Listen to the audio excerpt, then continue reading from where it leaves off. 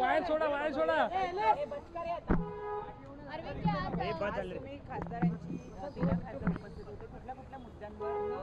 पहिली गोष्ट असते की एक साधारणपणे एक संकेत असायचा पूर्वी. लोकसभेचं अधिवेशन सुरू होण्यापूर्वी राज्याचे मुख्यमंत्री राज्यातील सर्व खासदारांची बैठक घेत असत आणि त्या बैठकीमध्ये राज्याचे जे प्रकल्प केंद्राकडे प्रलंबित आहेत त्या प्रकल्पांची माहिती दिली जात असे आणि खासदारांना सांगितलं जात असे की ह्या प्रकल्पासाठी केंद्राकडनं निधी मिळवणं किंवा आणखी काही अडचणी असतील त्यामध्ये तुम्ही राज्याचे प्रतिनिधी या नात्यानं पुढाकार घेऊन सहकार्य केलं पाहिजे. अशा प्रकारच्या मीटिंग गेली काही वर्ष बंद झाली आणि म्हणून पहिल्यांदा माननीय देवेंद्र फडणवीसांना सांगितलं गेलं की साहेब अशा बैठका व्हायला हव्यात.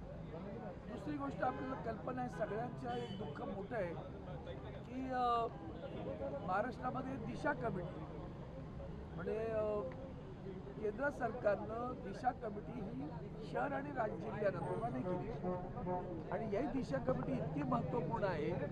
या दिशा कमिटीमध्ये खासदार त्या जिल्ह्याचा जो ज्येष्ठ खासदार असेल कुठल्याही पक्षाचा असेल तर दिशा कमिटीचा चेअरमन असतो आणि त्यांना राज्यात केंद्रातील योजना ज्या आहेत जसं आता आपण मुद्रा स्टँडअप स्टार्टअप असे जे काय बोललं जातं किंवा कौशल्य विकास असेल ग्रामीण भागातील रस्त्यांचा विषय असेल पाण्याचा विषय असेल विजेचा विषय असेल शेतकऱ्यांचा विषय हे सगळे विषय केंद्राकडनं तुम्हाला निधी मिळाला त्याचा कसा वितरित झाला काय आला नाही की नाही या सगळ्या प्रश्नांची उकल करण्यासाठी दिशा कमिटीची गरज असते आणि ती दिशा कमिटी अजूनही निर्माण मुंबई शहरात गेले 2 वर्ष मी स्वतः व्यक्तिशः पाठपुरावा झाली नाही.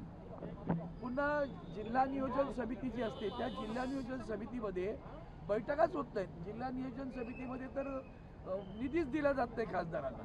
आता खासदारांना जेमतेम 5 कोटी निधी मिळतो. सर्वसामान्य माणसाला याची कल्पना नसते की हा निधी कशासाठी वितरित करायचा आहे तो आणि आम्हाला बंद नाहीत की बांधकाम केलं पाहिजे. त्यांनी इंग्रजीमध्ये परमनंट ड्युरेबल ॲसेट तयार करायचं लिहिलं आहे. आता मुंबईसारख्या शहरामध्ये लोक आमच्याकडे रस्ते दुरुस्तीसाठी येतात. चाळीच्या दुरुस्तीला द्या ह्याला द्या त्याला आणि मग त्यांना कळतं खासदार देऊ शकत नाही मध्ये नाराजी व्यक्त करतात. ह्या निधी आम्हाला जिल्हा नियोजनकडनं मिळायला हवा परंतु जिल्हा नियोजनमध्ये जे नगरसेवक नाहीत जे माजी नगरसेवक माजी खासदार अशा लोकांना पैसे दिले गेले आणि तेही खासदारांपेक्षा अधिक दिले गेले. त्याची एक तक्रार सगळ्यांनी केली. बाकी जिल्ह्यातले जे प्रश्न आहेत ते जिल्ह्याचे प्रतिनिधी मांडतील. मुंबई शहराच्या संदर्भातला विकासाचा एक प्रश्न महत्त्वाचा येतो. 1 मिनिट जेव्हा तुम्ही जर नवीन पूल बांधता किंवा नवीन मोनो रेल करता त्यामुळे जे कंजेशन निर्माण होते तर आम्हाला तुम्ही एकदा निदान सांगा तरी आम्ही काही सूचना देऊ. घेतल्या तर ठीक आहे नाही तर तुम्ही करा पण निदान आम्हाला समाधान मिळेल. आता साधा घ्या मुंबईचा सायन्सचा फ्लायओव्हर त्या इमारतीच्या बाजूला अगदी हस्तांदोलन करणे इतक्या अंतरावर तो पूल बांधून ठेवला.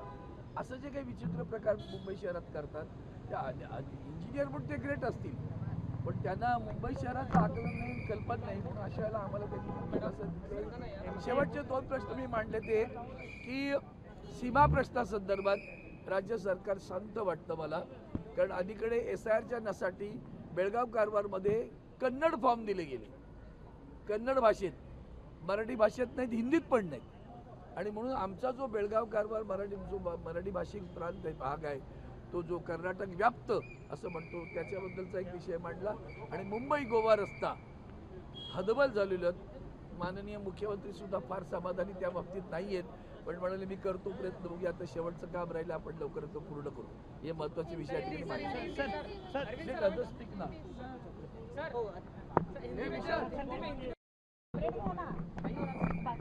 अरे ते जात आहेत ना मराठी बोलणार सगळे अरे शाहू मारते जात आहेत